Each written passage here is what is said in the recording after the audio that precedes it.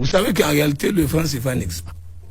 Il n'existe pas. Légalement, il n'existe pas. Et pourquoi? Depuis le 25 décembre 2020, c'est fini. Le franc CFA officiellement n'existe pas. Il n'a pas de base juridique. Et il a été créé, oui, il a été créé en 1945. Ok.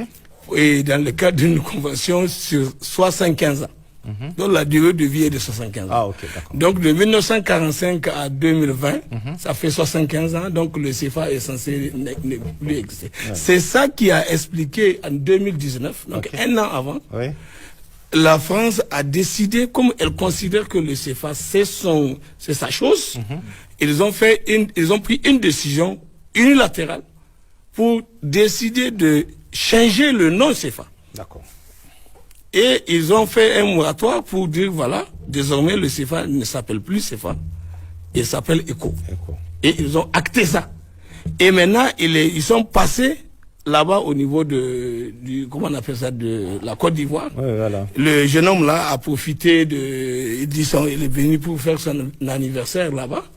Et il a profité pour annoncer cette occasion. Il était justement en visite. En Côte d'Ivoire. Privé. Non, oui, voilà, en visite privée. Et ça coïncidait avec un sommet de la CEDEAO. Donc, pendant qu'il le recevait là-bas en Côte d'Ivoire, il a profité pour venir à la réunion. Il s'est invité à la réunion? Non, pas lui. Il s'est pas invité. C'est Ouattara qui est venu à la réunion de la CEDEAO. D'accord. Et il a annoncé aux gens que maintenant, là, au niveau de l'UEMOA, parce qu'à l'époque, il était le président en exercice sur la conférence des chefs d'État de l'UEMOA. Il a annoncé qu'au niveau de l'UEMOA, eux-mêmes, ils ont créé le CFA, disons, leur nouvelle monnaie, elle s'appelle ECO. Et les gens se sont étonnés, mais comment tu vas parler d'ECO alors que tu sais que ECO là, c'est ce qu'on est en train de travailler, pour dire que ce sera le nom de la nouvelle monnaie unique de la CEDEAO. Et on avait à l'époque responsabilisé le Ghana et le Niger pour conduire la réflexion, le travail qui devait être fait pour essayer de rapprocher les points de vue des uns et des autres pour que la monnaie unique de la CEDEAO puisse être créée. Alors, ils ont saboté ça. C'était un acte de sabotage qui méritait même que on puisse l'amener à la CPI. Bien sûr, parce que c'est un crime contre l'humanité. D'accord. Donc le CFA officiellement n'existe pas. Il n'existe pas juridiquement. Très bien. Mais qu'est-ce qui se passe? Et c'est ça qui est grave. C'est que nos 8 chefs d'État de l'UEMOA qui sont censés, face à ça, prendre la décision qui s'impose et s'assumer. Même si on doit proroger ça ou on va changer le nom, ça ne doit pas être l'œuvre de la France, parce que c'est la France qui l'a créé en 1945. Et aujourd'hui, elle décide de changer de nom. Et puis, de l'autre côté, nous, en tant que pays concerné, parce qu'ils ont fait ça au temps de la colonisation. Et au moment de l'indépendance octroyée, la plupart des pays, on les a préparé un accord. L'accord, dans les 11 accords qu'ils ont fait signer à nos États au lendemain de l'indépendance, pratiquement pour le Niger, c'était le 24 avril 1961, et pour le dernier accord qui concerne la question de défense, sécurité et aussi pour les monnaies, c'est en 1950, toujours en 1960 qu'ils ont fait ça. Alors, sur ces accords-là, ils ont considéré déjà que ces questions-là, c'est eux qui nous lèguent ça.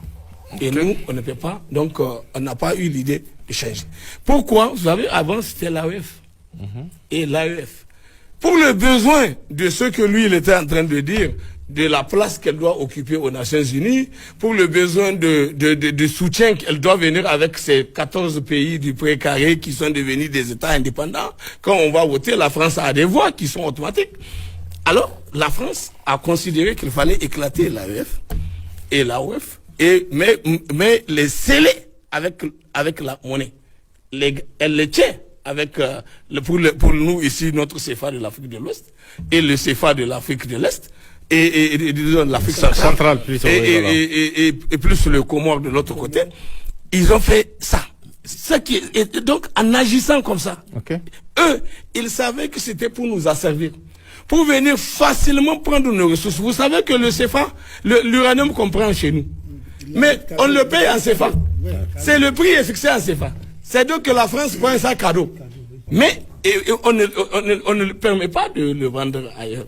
Et donc, ça, s'il y a une faute qui appartient à nos chefs d'État et à nos élites, parce qu'on a des élites complices, des élites compromises, et qui n'ont pas été capables d'être à mesure de faire prendre ce qu'il faut comme décision. Je ne parle pas que du Niger, mais je parle de notre espace. Et pire, il y a au niveau du conseil d'administration de la BCEAO un représentant de la France qui a le droit de veto. Quand tous les autres sont d'accord, s'il n'est pas d'accord, ça ne marche pas. Si tous les pays, si nous tous nous avons une position commune, par exemple sur la dévaluation, mais on n'était pas en réalité tous d'accord qu'il fallait faire la dévaluation qu'on nous a imposée le 11 janvier 1994. Mais et comme c'est leur volonté, c'est la volonté de la France, ils ont pu maintenant avoir la Côte d'Ivoire, le Sénégal. Et puis c'est fini, donc on nous a fait une dévaluation à 50%, alors que l'estimation même des taux de surévaluation du Niger, c'était 25%. Et on a dit, eux, ils étaient à 75%. Mais on dit au nom de la solidarité, nous devons accepter un truc de 50%. Et alors que nous, le Niger n'a pratiquement rien à produire. Elle n'a rien à vendre. Elle n'exporte rien. Pour qu'elle puisse bénéficier de ce que les gens viennent importer chez elle. Donc, il va gagner quelque chose. On n'a rien gagné, on a perdu. Et aujourd'hui, c'est ce pays-là, pour qui on a fait preuve de solidarité. C'est-à-dire la Côte d'Ivoire. C'est ce pays-là aujourd'hui qui nous fait la merde avec ce fameux Chénoc-là qui est là aujourd'hui et Ouattara à la tête. Nous sommes aujourd'hui malheureusement ligotés par deux choses. L'aspect corrupteur. Nous avons une élite corrompue qui est pratiquement achetable et qui accepte qu'on puisse l'instrumentaliser, l'utiliser pour qu'on puisse être dans la position de continuer à nous asservir. Pourquoi on avait à l'époque rappelé, avant même que ça arrive, on a dit mais attention, le Niger, le Mali, si on reproche quelque chose aujourd'hui à notre gouvernement déchu, au président déchu, c'est l'attitude qu'ils ont eue par rapport au Mali et puis au Burkina Faso. On ne peut pas accepter une politique qui va pratiquement nous diviser entre nous les deux pays là, entre les trois pays qui sont là, qui sont liés par la géographie et par l'histoire. Et en raison de cette géographie qui nous lie et où on se sent le plus comment on appelle, c'est un triangle qui est là. Que aujourd'hui, vous allez voir, dans 6 mois, on n'aura plus, en tout cas, on n'aura plus aucun terroriste dans cette zone. Ça, je vous le promets. Il n'y aura plus. Parce que c'est un triangle, on va savoir. Maintenant, pour l'argent. Nous, on va avancer. Pour l'argent. On va avancer, nous. Pour l'argent, oui, nous sommes favorables, on a déjà une expérience. Déjà, le Mali a une expérience d'avoir essayé une monnaie. Et au moment où ils ont décidé de l'essayer, la France avait saboté ça. Elle a tout fait pour saboter.